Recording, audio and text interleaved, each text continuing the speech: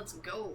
So when you factor in, like, the aspects in your stash, the gems, all the gears with each pieces of upgrades, on top of everything else, it can cause, Hello, Diablo community. Welcome to another Diablo 4 Campfire chat.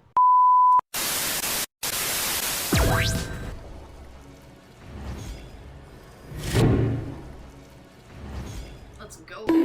Question from has the team considered how certain nerfs like weapon cooldown reduction are so much more impactful for certain classes than others? Yes.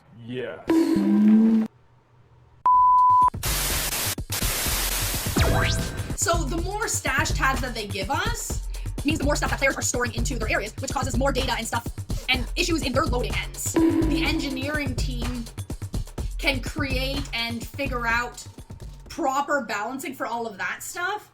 They don't want to bring in too much extra issues.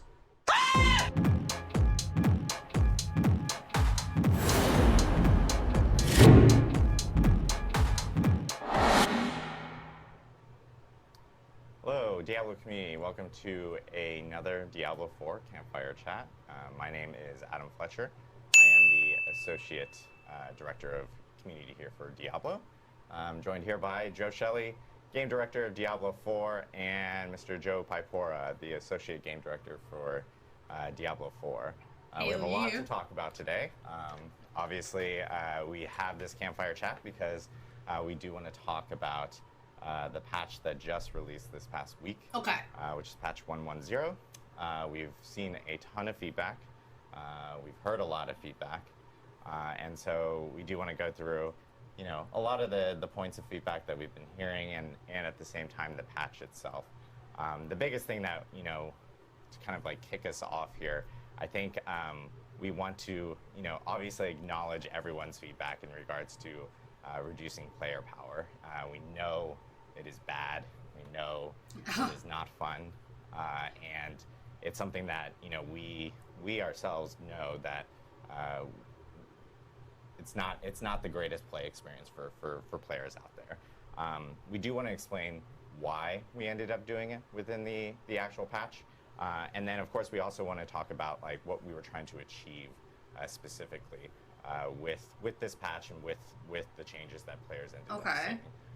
And then separately, we do want to also talk about how we don't plan on doing a patch like this ever again.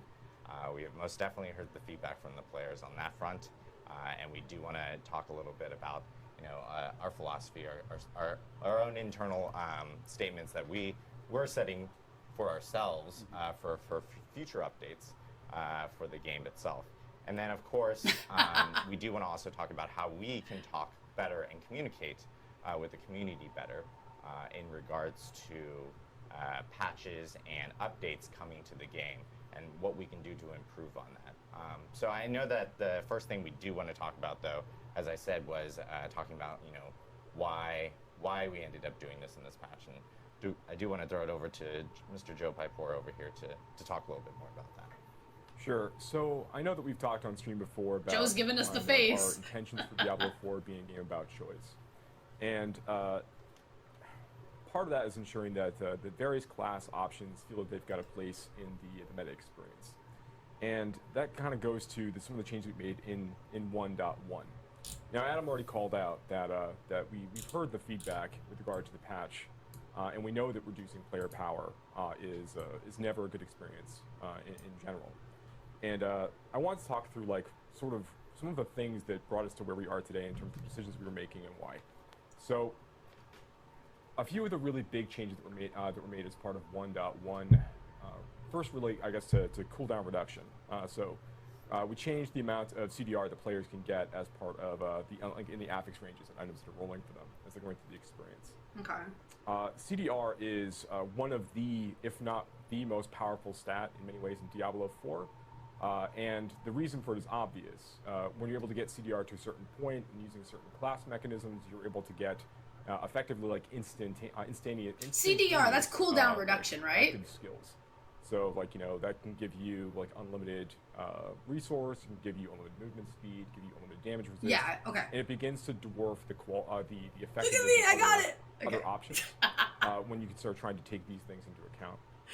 Now, we know that blasting through content with those things is really fun. So it feels really, really painful to have to take some of those things away.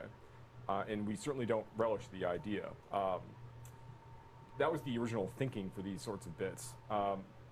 One of the reasons why we think that these builds are very prevalent at the moment is based upon like the nature of some of the endgame content we have in Diablo 4.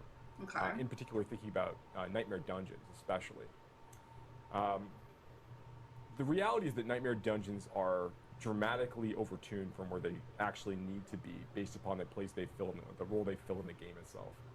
So tier 100 Nightmare Dungeons are excruciatingly difficult for most players to, most classes to be able to actually get through. And as a result, it begins to kind of winnow the opportunities and options that players have when they begin to engage with content at that tier. Such that you really do require, you need to lean on very, very specific builds, very specific setups, with access to things like near instantaneous cooldowns for some skills, in an effort to actually like make it through those spaces. And that was never really the intent of that content. Okay. And we see that, right? Players are using Nightmare Dungeons as ways to kind of like level up their glyphs, ways for them to gain experience and loot as they're progressing up. It's largely like a level up system you're progressing with once you get into world tiers 3 and 4. But they've taken on an outsized role as sort of this new end-game chase opportunity for players who are looking to really challenge themselves. And we love that we want that kind of content and want that experience for those players. And we feel like we have done a reasonably good job of that with Uber Lilith in the game. But we don't feel that like tier 100 Nightmare Dungeons fulfill the same role at all.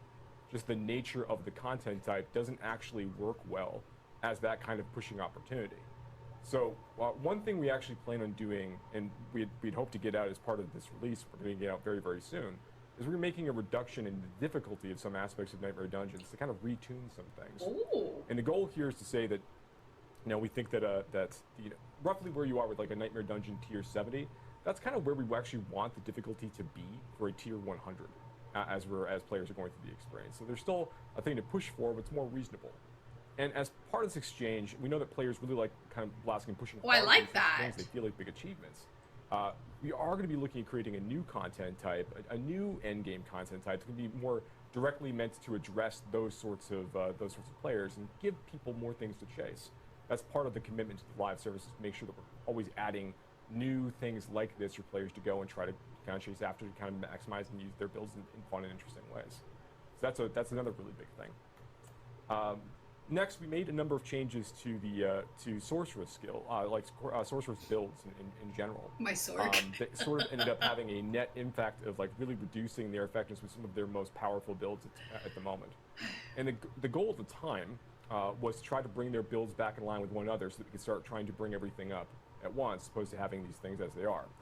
And this actually leads to a really good conversation about the idea of balance in general. I said before that Diablo 4 is a game that is about choice, and that remains our goal. That's our guiding light. We're trying to make decisions on balance and design in general. And sometimes we don't always get it quite right. And I think that we see that with some builds that are just simply not performing to the level they need to be, because they just don't have the right interactions with the kind of content or skills that you actually really want to use to get through the game. This is an example of like when we're thinking about our goals in terms of creating this balanced experience where there's lots of interesting choices for players to engage with. We cannot make balanced decisions without kind of accounting for the way that players are going to feel about those things who are playing those classes. Like if our goal is to create an ultimately balanced experience, without regard for how much fun the player's having as part of that exchange, that's ultimately that would be like a failure on our part to not kind of think about things. So we have plans that I know that we're going to talk about a little bit later to kind of address this more clearly. But understand that we've heard this, and we have plans in the very near future to address these sorts of things. Another bit that speaks to this is the change that was made for vulnerable damage. Now, I think that there are a lot of players in the community who like kind of dove deep into a lot of our systems in Diablo 4. And kind of see that vulnerable damage is a really outsized role that it plays in terms of a lot of build making.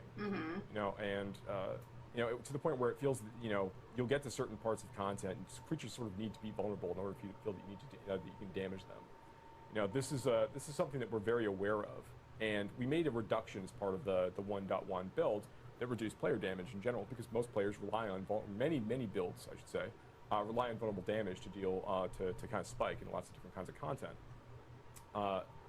This is something we also need to talk about.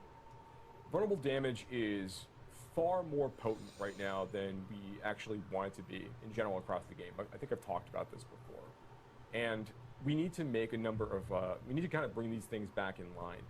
But this is a more complicated conversation than simply just saying we can take a bonus damage to vulnerable creatures number and reduce it by 40% in terms of the amount of damage you can accrue across different sources, and have that be the way that we solve this problem. Really, I think we all know that the ultimate problem with damage to vulnerable creatures, the fact is multiplicative stacking on top of the base vulnerable damage, which is already multiplicative on its own. Like this is the reason why the stat plays such an outsized role in a lot of player builds. Mm-hmm. We're going to need to move that to an additive place, but we can't do that without making a number of other adjustments to critical strike damage, the way that overpowered damage is both calculated and dealt to creatures, and the availability of these things across various builds. There's lots of builds that rely on vulnerable, and they're balanced around the idea that the damage is also multiplicative. Makes sense. A number of their balance and tuning changes will need to be made in order to be able to bring it back in line with some of the other options we have out there. So this is how we're kind of thinking about these things moving forward. We want to start trying to be a little more inclusive of all of these decisions when we begin considering which of these balance adjustments we want to make, rather than being in this iterative place where we're making small adjustments to a number of different things along the way with an end goal in mind of where we actually eventually want to be. We want to be trying to consider what the experience is going to be like from moment to moment, rather from update to update and release to release. Chuck, thank you very much for the prime. I appreciate that. While we do believe that having our season roll gives us the opportunity to kind of reset our meta and change a lot of things, that obviously has an impact on internal players and the way that they kind of perceive the characters they're still playing in that space, and it can be disruptive for players who found a particular playstyle that they're really excited about. So I know that, Joe, you're going to talk about some of these things in a minute, so this is an awkward handoff, but I just want to make it right. It's a very awkward handoff. Okay. I'm sorry. But I want people to understand that we do hear the things that they're saying. We do plan on making changes in the near future, and just kind of thinking philosophically about how we want to address these things moving forward. And with that, I guess, Joe, would you like to chat about your thinking? Yeah. So, I think it's a great point. I like that they're addressing all here. Of this. We want, as Adam mentioned, we want to talk about. We kind of talked a little bit about how we got here. We want to talk about what we're going to do about that. I mean, I think one of the really good points you made is like, vulnerable is, for example, I want the original energy back. Like a must-take stat, right? And it would be better if it wasn't a must-take stat. But more of a build option. The game will be better when that's the case. Mm-hmm. But if along the way to getting to that, the game is less fun, then we're not fulfilling our obligation to players, right? That's right. So I want to talk about our mission statement for the live game, and I think we have a honestly same. Yeah, perfect. And I feel bad because I get the point that they're making. 4 parts to this. The vision that they have down the road we want kind the of live game impacts right now to make later better. To put together. But people are so upset with the now that they have to basically change things to fix the now, which is going to probably impact later. Second point. Every season should introduce new items and powers that keep the game fresh and increase build variety. So it's like... Moving on to the third point. The live game should also have continually evolving end-game content. And that content needs to have high monster density for powerful builds to mow down. And it needs to have activities that challenge your build. And, you were just talking about how while Nightmare Dungeons... Pipe! I'll get to the fourth point in a second. While Nightmare Dungeons are technically challenging your build. They're challenging your build in some ways that are not very fun, right? Yep. Like being CC'd all the time. Thank you. Yes, that's correct. Going And through 20 tiers of Nightmare Dungeons where every monster can one-shot you, and then if you get clipped by one bit of chill, you're permanently snared. It's true. Or not gonna Chill. like, these are not things that the Nightmare Dungeon system is doing particularly well right now in terms of making challenging content. Yeah. Right. So I think that's why it's so important, your call out that we plan to introduce additional content that fulfills that that part of the mission statement to challenge your builds. If we can go back to the screen, I got kind of sidetracked, but I think it was really important.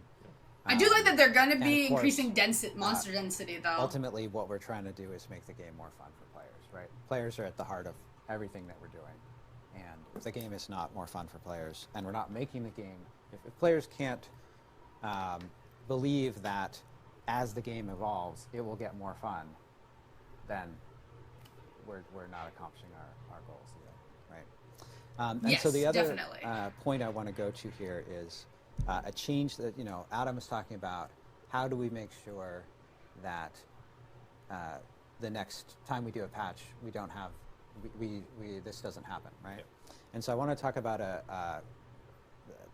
we call it a key process improvement. That's like a weird jargon term. A change that we're making that will help us avoid this situation. Okay. So I think we have a slide for this. When we make, and this goes, again, this is right along. Agreed. We make changes to increase build diversity. Our goal, going back to the mission statement, is we want to have a wide variety of viable builds, right? So when we make changes that have the ultimate aim of increasing build diversity, we need to pair those changes with compelling alternatives. And that means that there are some builds that'll be overpowered, and we can't nerf those overpowered builds without providing compelling alternatives for players to pursue. That makes sense. It means that things like when we identify that there are a few individual like meta builds or stats that are like really powerful within preseason or within a season, that until we have created those other options and redesigned things around the nature of these and made sure that we've lifted up other options and brought everything in line, we're not going to move on those changes. There's going to be always situations where there are extraordinary outliers, that we're going to want. They're usually relying on like actual bugs that we need to address. But when it comes to like trying to bring things back in line with one another, we want to be able to make sure that we're doing those. When we make those decisions, we have a bevy of other options and alternatives available for players to engage with at the same time. So if players see just taking like a toy away, that we're giving them lots of other toys or lifting up other toys, to make them more viable as part of the exchange. Yeah, and that those toys are equally exciting. Yes. So I do like new toys. toys. Here.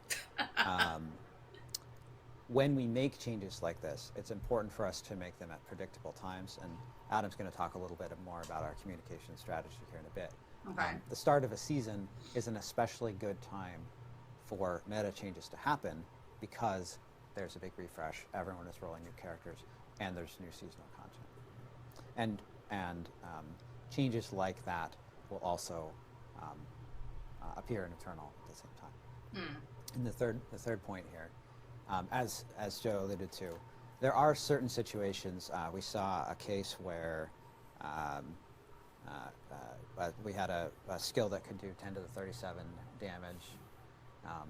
In cases like that where the damage is literally breaking the game or crashing the servers, we'll still react to those situations. But that doesn't change the first point here in terms of allowing builds to be overpowered.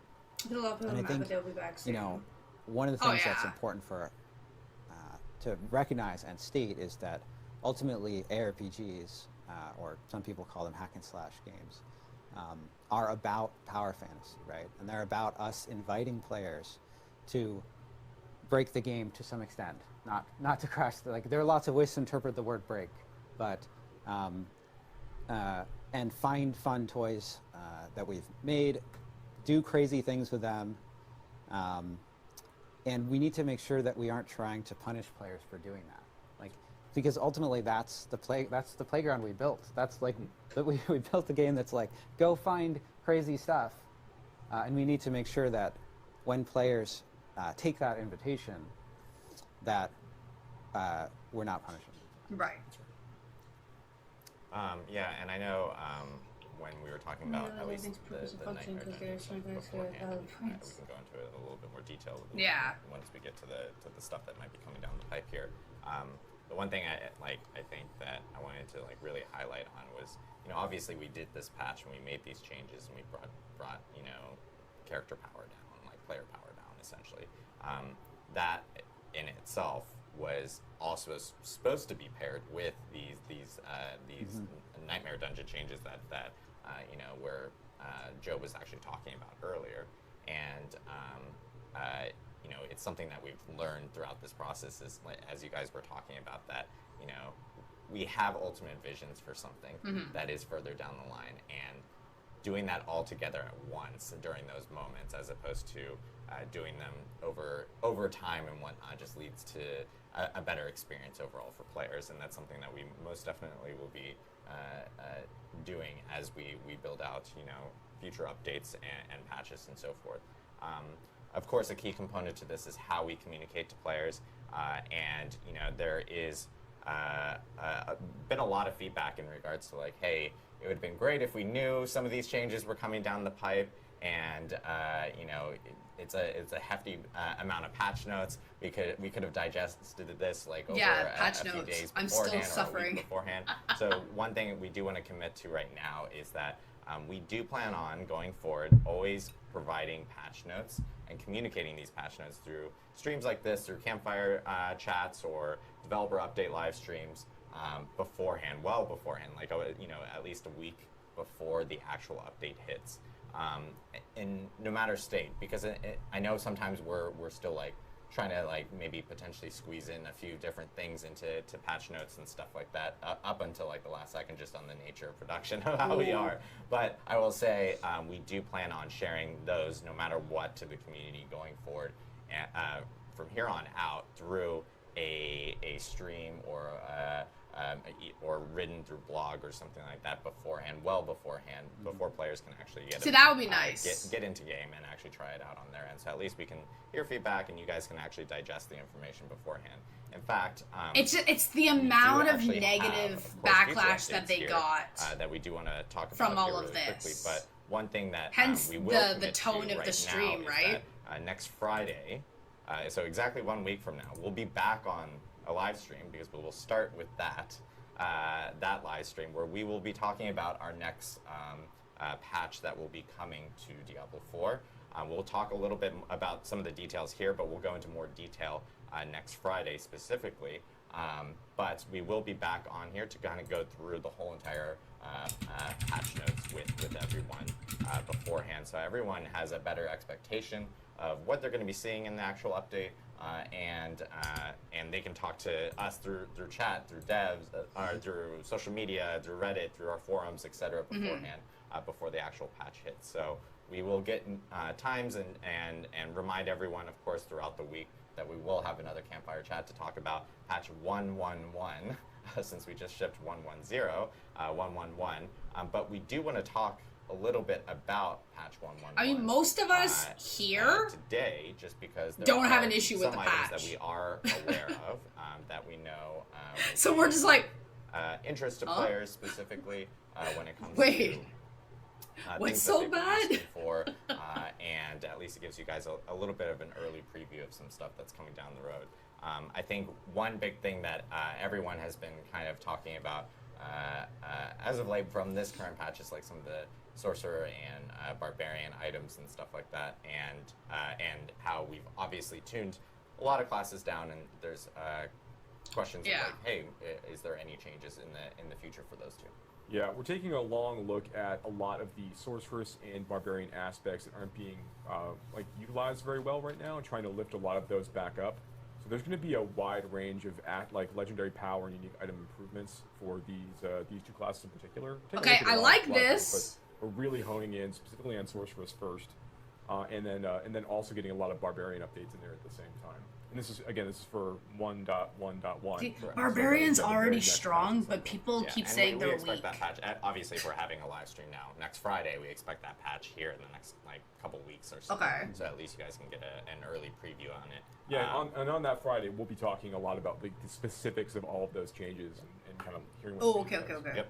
Everyone feels like In fact, the Nightmare Dungeon items that we were just talking about just now, Right. that's actually we're planning on actually rolling that out in a hotfix specifically, and that is something that we actually plan on rolling out later today. Okay, so the We'll have hotfix more did roll information out last on night. The Nightmare Dungeon changes that will be that we talked about earlier that will be coming out later today via hotfix. Another big thing that we've talked about in patch notes, because we've toned it down, and now we're kind of and we had mentioned that to players that we did plan on bringing it back up. It is monster density in Nightmare Dungeons and Helltide. So I know that you guys had some plans and so forth related to that. Yeah, so, I mean, going back to Yeah, the exactly. mission statement I mentioned earlier, a key part of the live game is having high-density areas for players to mow down, right? And key part of ARPGs, right? of which Diablo 4 is one. That's true. Pardon my grammar. And so we're going to be increasing the density in Nightmare Dungeons substantially. And we're going to be increasing the density in Helltide as well. Now, Yes. with the Nightmare Dungeon changes across the board for Nightmare Dungeons, all Nightmare Dungeons will get more dense. The Helltide change, there are certain areas of Helltide that are extremely dense, right? Yeah. Like the tar pits, Tar for pits. example, is very dense. Areas like that probably won't get more dense. And Okay, makes sense. Part of what we've been doing here at the same time in terms of these density changes is making sure that we're making performance improvements, like looking at player skills that are taking a lot of time. But on the servers, some areas getting you those run through it and it's like it's better impossible to find performance. So players have monsters. better frame rates and stuff, and fewer stalls and all these kinds of things. to Depending make on the game more location, fun to right? play. And this also helps us increase the number of more monsters, more players, more stuff going on. And we know that the density in Nightmare Dungeons in particular needs to go up, and so we've been working on that to make sure that we. Oh, also, so with the density in hotfix Helltide spec, will go up. they said Not tier 100 uniformly, nightmares are going to density in feel more Nightmare like a Dungeons tier will go up, 70 because uniformly. 100s were way too strong. Like it wasn't supposed to be like that. Talking about constantly, Yeah. wanting a different. So we may be able to Right, actually right, jump exactly. into the higher A ones. big topic right now is inventory concerns. We've heard from players. I know we've talked about gems and so forth actually becoming materials in season 2. Yeah. Which to help out with some inventory concerns specifically. I know you guys have information at least in regards to stash and what might be coming in 1.1.1. Yes. Okay. So certainly the gem change is still coming in season 2, like you said, but we need more stash help now, right? Yes. And so in 1.1.1, we're going to be adding an additional stash tab for players, so they can store more aspects, One tab. more malignant hearts. Yeah, so- this has been like an ongoing conversation every week inside the dev team of like, do we feel that we're ready to do this yet? Do we feel that we're ready to do this yet? Like the density conversation, the conversation, like the Give me engineering a team working really, second. really hard, building, like, I'm not good the with best as possible numbers. for us. Like there's more that we're doing. This is now a never-ending conversation of like what else can we do and what else can we be doing to try to improve. This was the hotfix Like, we spec definitely heard these two concerns. We're just really happy to like bring where them in they as kind of a 1.1.1. explained the little bit of the number Oh, reduction. and I should mention that along with the stash tab, we're making a small change to elixir stack size. We're going to bring that up to 99. Oh, thank you on this one. So that'll help a little bit. Awesome. Obviously, like with new starts to seasons, and if we do have these type. Okay, so this part here, just to cover over it, they're giving us one extra tab, right? Fresh meat. Thank you very much for the follow. People already started complaining one tab is not enough. So we had a talk with some of the devs afterwards about it, and they kind of explained why they only gave 1 tab, and even 1 tab was hard to do, because players don't realize, and this is gonna probably hurt my brain because I'm really not good with tech stuff, but basically, when you look at stashes, players' inventories, right? Every time a player loads into an area, you take your stash into consideration. So if you have gems in there, if you have hundreds of pieces of gears, right? Each gear that has an upgrade. So each upgrade on your gear piece counts as a backlog in the loading stuff of the games. Like I said, I'm really not good with tech things. So when you factor in like the aspects in your stash, the gems, all the gears with each piece of upgrades, on top of everything else, it can cause not latency, it could be latency, but severe extra like back-end issues in the loading and stuff in the game. Yeah, yeah. That kind of thing.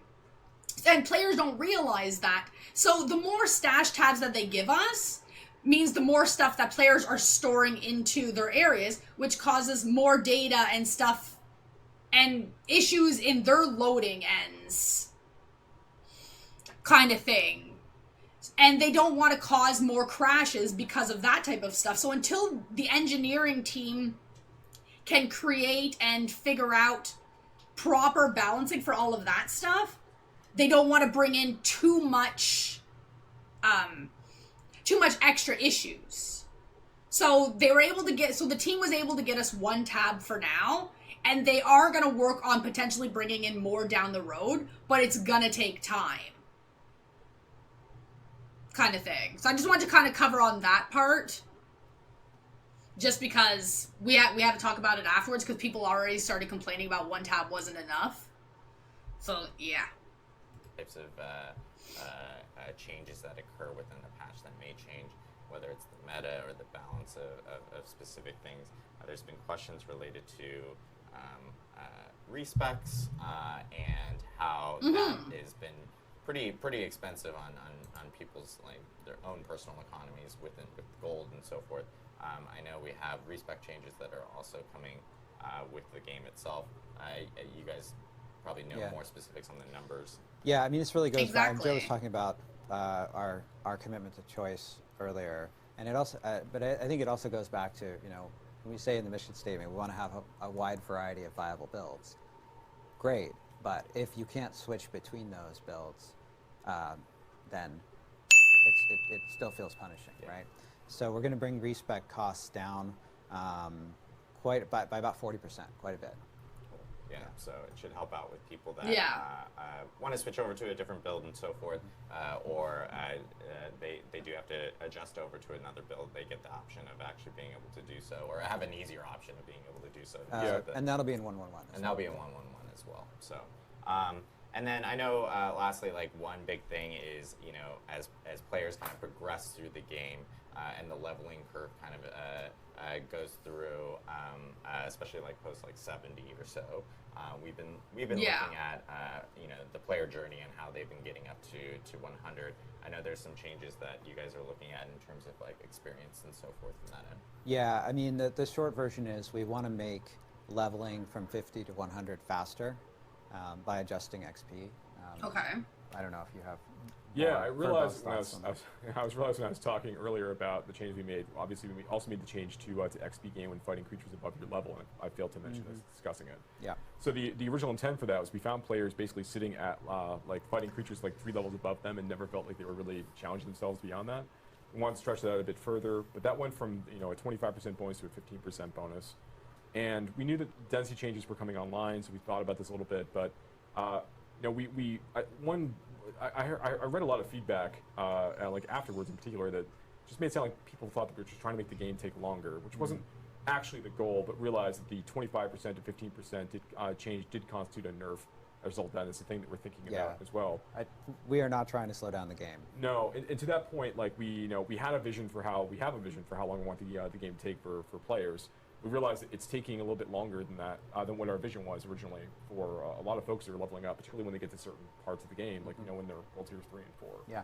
So we are looking to like really to readjust the XP rates for those areas, because we aren't looking to like have you hit this absolute brick wall when you hit like level 70 or something, right? Like there's not like these moments where you're going to feel like you just can't, or 75. Like, we don't want you to have this feeling that you just can't make meaningful progress and it's just artificially holding you back. That's never been the vision or the goal, right? It ended up working out that it wasn't the players weren't just earning XP at the rate that we had originally expected. Is what really came down to. So these are like we are making changes in this regard to kind of bring this down a bit. Yeah. And I mean, you've seen certainly we did things like increase the XP bonus for Nightmare Dungeons a while back quite substantially. Yeah, and Whisper Completion, Helltide chests. Yeah. Now, notwithstanding that, there are changes to XP related to addressing, the power leveling case, because we don't have like group up, have fun with your friends, like power leveling each other. The only case that we think is not very fun is the case where one person is standing at the entrance to the dungeon and the other person is having all the fun killing monsters. Yeah. And so, when we look at the balance of the XP changes in 1.1.0, we think that additional changes need to be made to make the game faster, especially between 50 and 100. Yeah, we want level 1 to 100 to feel like an achievement, but not like a job. Yeah. Right. So like we want to make some adjustments, make sure that it feels fun, very achievable, obviously within the season timeline. But yeah, so we are going to make some adjustments. I think talking about more probably next week in terms of with more specificity. Yes. Yeah. Okay. So again, we'll be back on stream next Friday to talk about all the details of the changes, including the barb and like sorcerer changes that Right. Joey mentioned. Along And then with there's other going to be changes even that more we're mobs grouping up on you. preparing right now for the patch itself. That patch itself is supposed to be hitting in the next couple weeks. Obviously, if we're doing the stream on Friday, it means it's coming pretty darn soon for after that stream. So, but we did want to make sure that we got in front of players to actually talk to them about everything, and we plan on doing that going forward if we ever have one of these larger patches that actually make some pretty significant changes from taking game. advantage of other We'll people's either hard get in work, front of not you guys another via party's stream, or gonna be we'll end a up fire posting employees. about them early. Exactly, So that you guys exactly. Have a better idea of what's to come for those. I know that we do want to take some questions, a bunch of questions actually from chat and so forth. I know one big question that has always kind of come up has been about leaderboards and so forth within, and the expectation of when those might be coming in.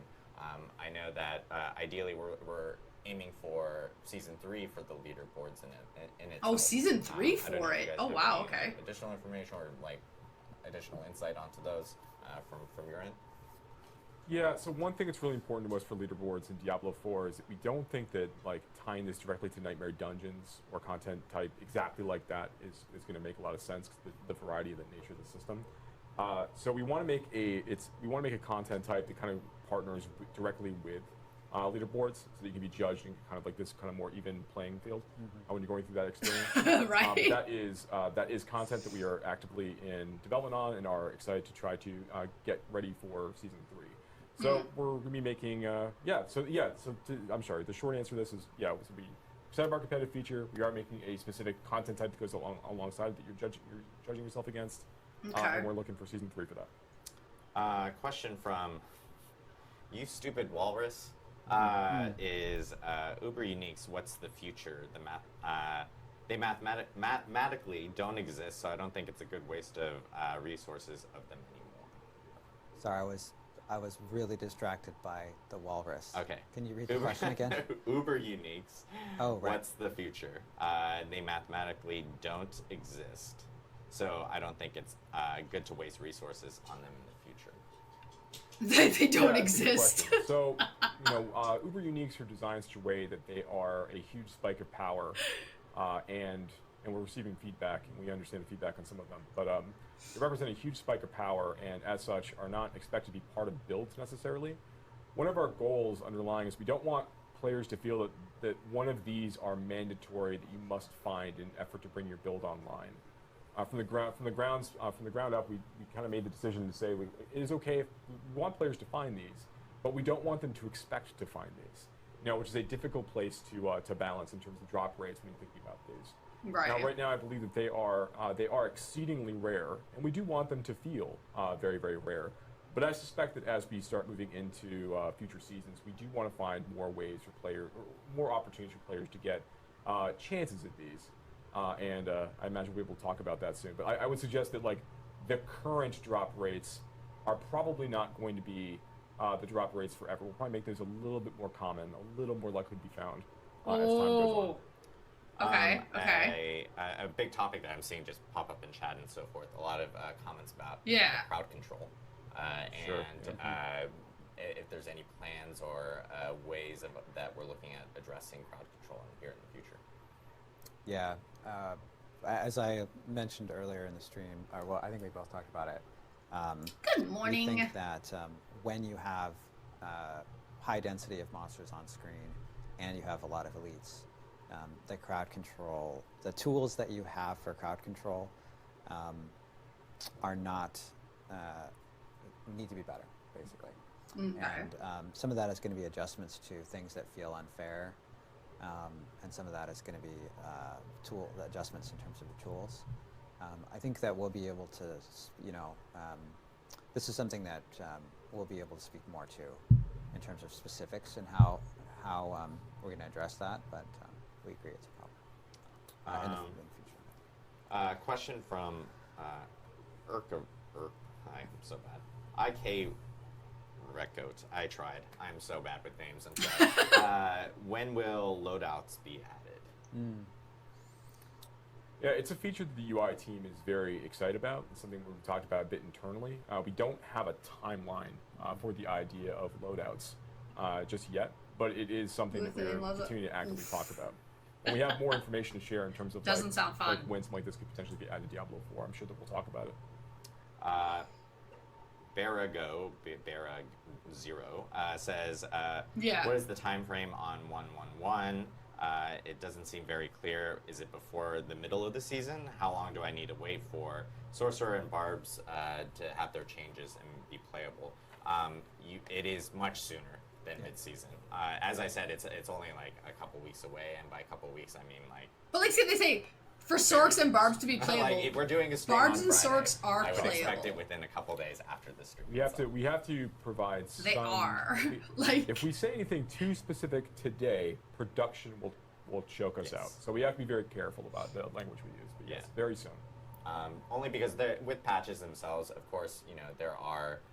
we're on a lot of different platforms and everything, and of course those go through certification. If a certification gets pushed back or whatnot, then we obviously need to readjust schedules. Like some of the builds were severely nerfed, that is Until true. that actually occurs.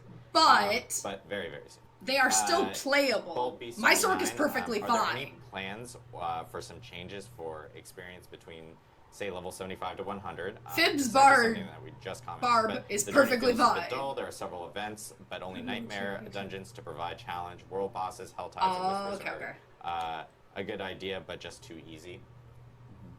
Yeah, there's so we talked about, so I guess there's two real parts to this, are we making changes to the XP progression for players while they're moving through, like World Tier 4 in this case? And the answer is yes, we are going to be looking at making changes to that, and we'll talk more about that soon.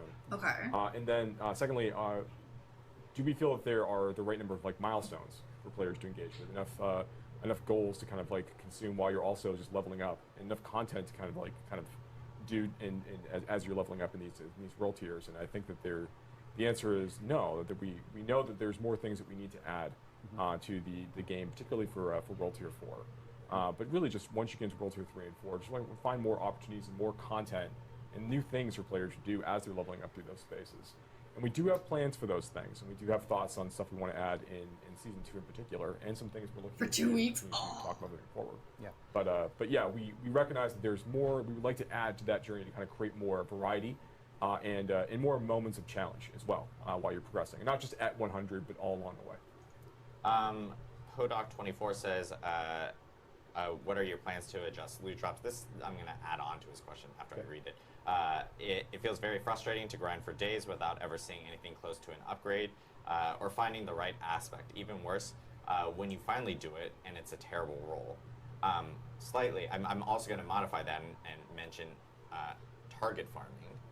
which has also been a topic within the community. I'm not sure if you guys want to have any plans and so forth for that. So I think there's a couple parts of this as well, right? There's the idea of I grind for a long time to get an item, and the item is done to upgrade. And particularly when you're in World Tiers 3 and 4, where you start dealing with sacred items and ancestral items, where you're kind of dealing with this larger bucket of eye power range. This can certainly tend to be true, unless you're looking for specific kinds of affixes. You're looking for particular kinds of roles, right?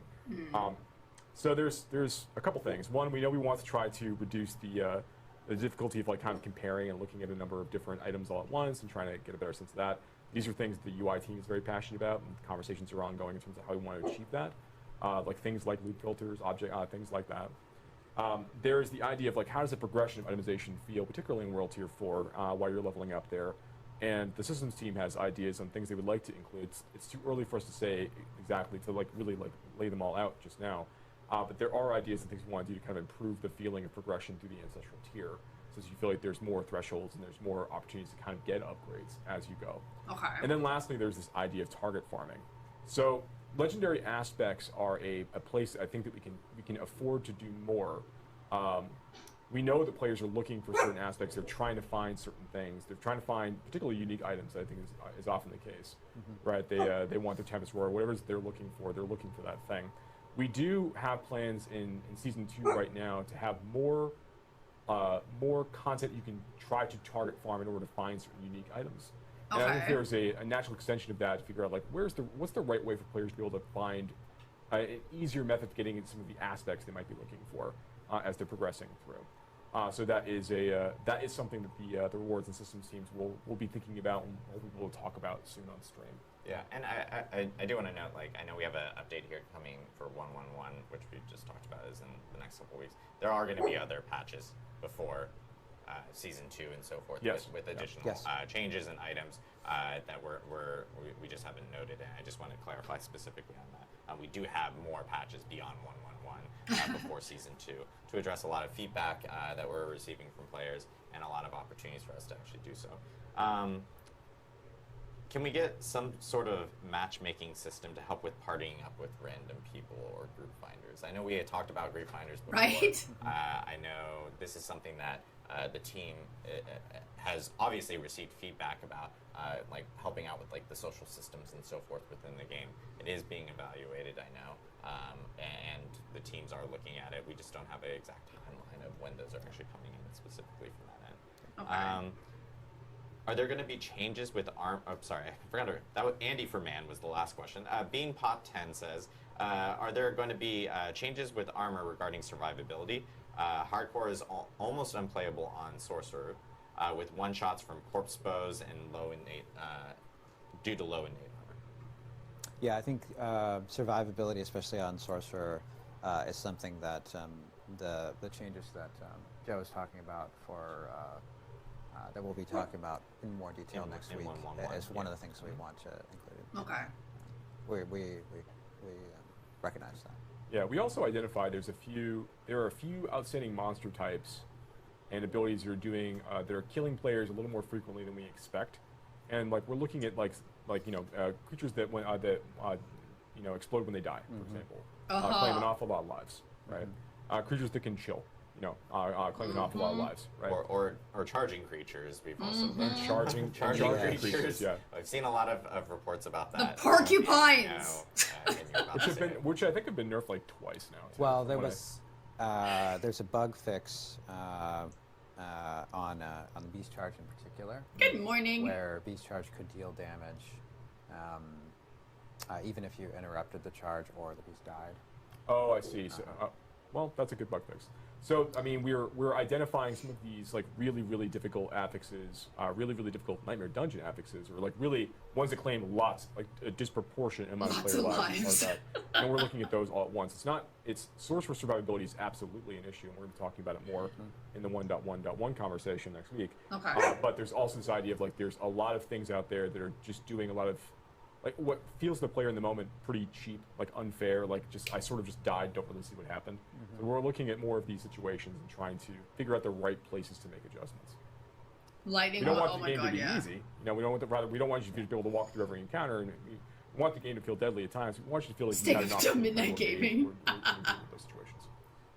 In regards to someone, Zeus DNA says we'll be seeing the hotfix notes before the hotfix comes out today.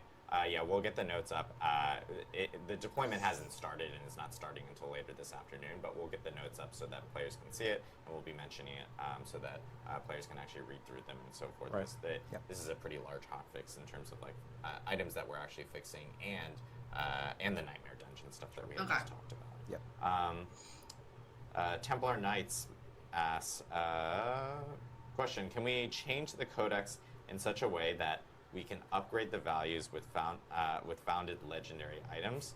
This could reduce the demand to stash, avoid aspects laying around, easier adopting player to your balance changes, but we still want to find items and increase codex values. Yeah, so we know that one of the key things that players are carrying in their stash right now are lots and lots of aspects. Yes. And we're talking about ways to address that. That's an interesting suggestion. That I think it's sort of going toward the same direction here, which is like, how can we address the case where your stash is completely full of aspects? Certainly having an extra stash tab will not hurt that problem, but I think there's more that we'd like to do in terms of the aspects. Yeah, it's certainly something that we've been discussing internally for a while. I think part of this is just how much fun is it to be able to extract an aspect from an item and be able to maintain that role? And then how much is that fun so fun that it's worth like some of the inventory pressure that comes about as a result of that? And that's a conversation we've had within the dev team. We're going to continue to talk about it, but we know that there's definitely a lot of improvements we can make to the Codex of Power, for example, to kind of like be embracing some of these other like affix extraction systems. Question from DRJ16. Has the team considered how certain nerfs like weapon cooldown reduction are so much more impactful for certain classes than others?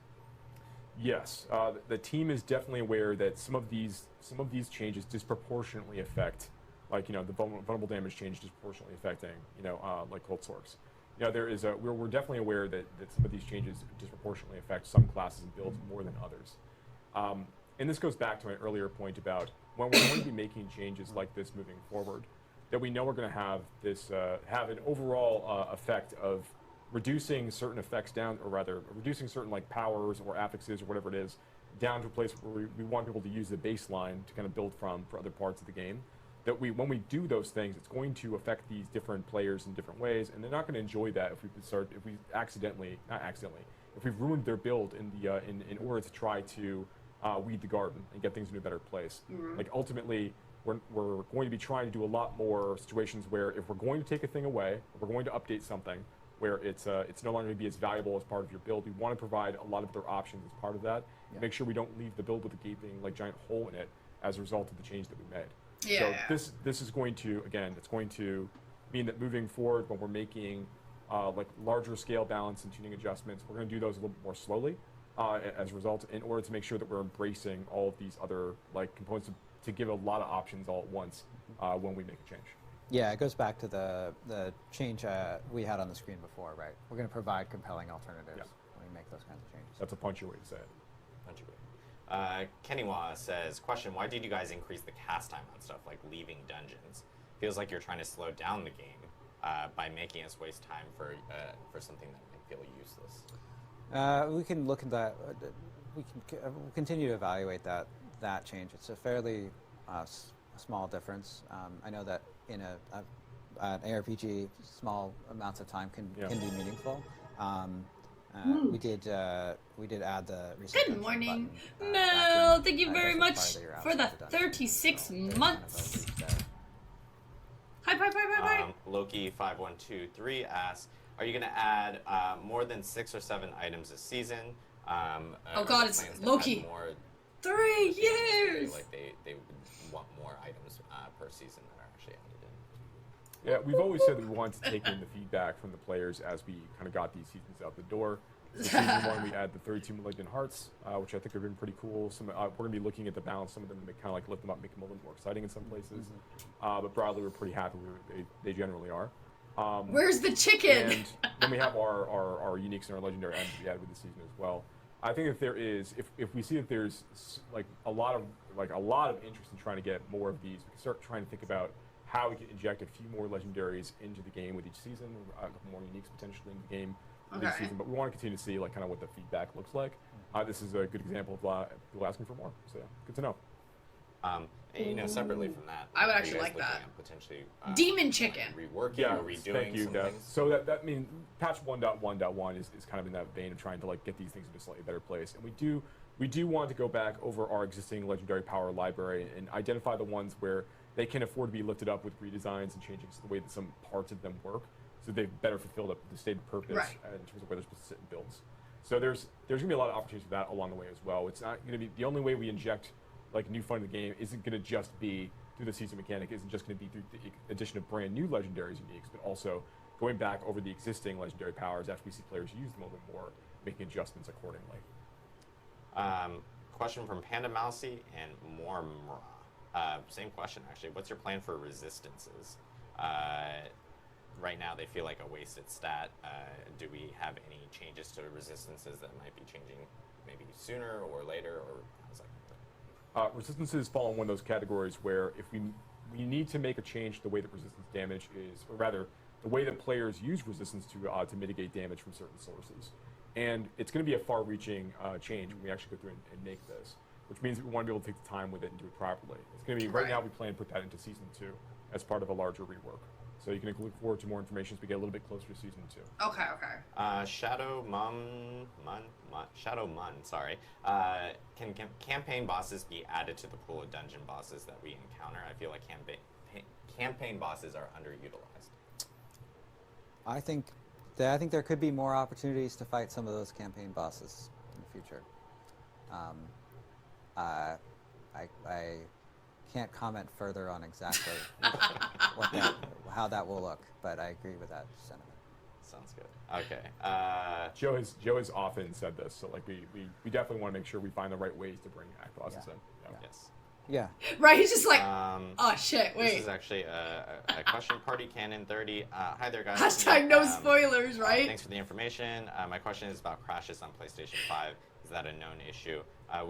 We are aware of some issues on consoles, specifically Xbox, PlayStation, like that may be having crash issues and whatnot. That's too funny. Side. I do want to note, like, I know with 1.10, there was a bug fix towards a specific memory leak that the team was trying to identify and find, and they actually did find it, and it was addressed there. There was actually an additional fix in 1.11 because I've seen a lot of questions, whether on Reddit and so forth, about PC performance and so forth, and even on like just performance in general, that will be addressed there. And I know that the engineers here are still actively, troubleshooting and figuring out like specific situations that players might be running into. Of course, if you have like more information on those, please post in console bugs on our forums, and give as much information as possible, because a lot of those repro steps on our side are sometimes really difficult, and it helps our teams out, helps our QA teams out to be able to see if they can actually repro the same type of issues that players are having. Do you guys plan on introducing more ways? Oh, sorry, this is Mr. I don't want to butcher that. Okay. Do you guys plan on introducing more craft / modify gear? Currently, only gold has value, and only one stack can be rolled. More ways to craft and modify gear. Yeah. Mm-hmm. Yes. Yes, we do want to add more options for players to kind of modify the items they're getting. What we have really in the preseason and now in the season 1 state is still very like a baseline experience in terms of item modification. Okay. We are looking at more opportunities in the future to allow players to do more with their items. Oh, let us roll more stats. That is a plan for the future. The Almighty Striker says, why does the Necrominions why do they take ability slots? It could be easily a different button. How many of Necrominion builds have beat Uber Lilith? Lots of questions about, is there, we already answered the drop rates for uniques and so forth. That was the second part of the question. But I guess the question mostly is about Necromancer minions and ability slots. Also, I saw other questions related to companions, whether they're druid companions with wolves or necromancer minions, if there's any changes or plans for those to actually potentially get a little bit more tweaked up. Yeah, this is something we do care about. One of the things that that sounded dismissive. Yeah, we care about a lot of things, but go on. What I was just trying to get to another point, which is there's some really cool stuff in some of the Malignant Hearts that affects this, in terms of like kind of getting credit for additional abilities. Yeah. And we do care a lot about the number of the sort of like ratio of ability to number of slots that it takes up, and making that as optimal as possible. Yeah, that's right. We want to make sure that if you're going to play a necromancer and you're going to summon skeletons, that you are going to be. I mean, that takes up that's the weight of an ability. You know, like it's the same as having an active. You know, you need to like playing with it. It's going to take a little bit of space in your bar. You don't get that in addition to a bunch of other things. If you don't want to have skeletons on your bar right now, the idea that you'd be sacrifice a lot of those skills in order to give you that extra space. And in terms of the viability of like minion builds at various parts of the game, there are some builds that are able to like get pretty deep into content, obviously, but I think there's still room for improvement in terms of like minion survivability and other conversations along those lines. That is something that's still happening. And then there was the other conversation, the question about druid companions, right? Yeah, kind of similar to necromancer minions, and people were asking like, can that ever be a viable thing? Yeah, I think possibly. We see players. Actually, there are a few players that run like literally. It would all make druid them companions super, as super part of powerful. the, More than they the already are, or go after technically. their druid. And I think that there's likely room here to do more with companion skills. We want Whether an it rises army to the and then a full whole other level of, build like, that can a work by complete, itself like, on top of it. I think it's Jeez. gonna be interesting, but I think I know that there's people on the team that are very excited about trying to explore more of this side. God, of imagine the not game. having to like minions become like But a we don't have as passive. there aren't as many interconnecting points for the way that you interact with your companions right How now. many? The way that like the skeleton army does for the necromancer, in terms of ways that you modify them and do more with them. So I think there's some groundwork we need to do to like provide a lot more options there, but something that the team's interested in. Yeah. I'm gonna do one last question here, which is, will there be better loot tables for like treasure 20 to goblins, 21? alternate, and goblin types specifically for those? Damn. Yeah, I think we loved how many, D3 has like all kinds. All kinds of goblins. There's like 10 different kinds of goblins, or 14 maybe. It's been a little while since I looked at that. Oh, okay. That data in the editor, but we think that there's lots of room for there to be more fun goblin types in the future. And in terms of the treasure goblins have a tendency to provide, we actually I had a conversation Treasure with the goblins. lead designer last week talking about this. We are making we are buffing. Like legendary drop chance, for example, from items that will appear from treasure goblins. We do want them to be to feel a little bit more exciting when the moment they drop. Awesome. Okay, cool. Well, I know we talked about a lot today.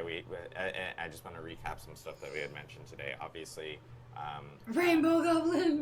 we've been hearing a lot of feedback regarding the patch, and we're telling you guys now that we completely hear you loud and clear. We don't plan on doing patches like this ever again, where we're not going to be essentially removing the fun and the player power from players drastically like this. Yeah. And if we ever do that for any type of class, like a build or whatnot, we'll make sure that there's always some really good alternatives for players to actually be able to try out a different build that will also be boosted way back up to kind of help out and give other options for players to actually kind of How's it jump going? into. And we will ourselves do a better job at, of course, communicating back to the community. Again, what we're saying now is that we will be getting patch notes in front of the community way earlier in advance, whether through a Campfire chat or through like a blog of some sort or any type of communication, so that you guys can get a better chance of looking at patch notes beforehand, seeing any type of changes that might be coming down beforehand. Because I think communication was key here. I think you guys not seeing what we were planning on doing, and us kind of giving that vision really Not too bad.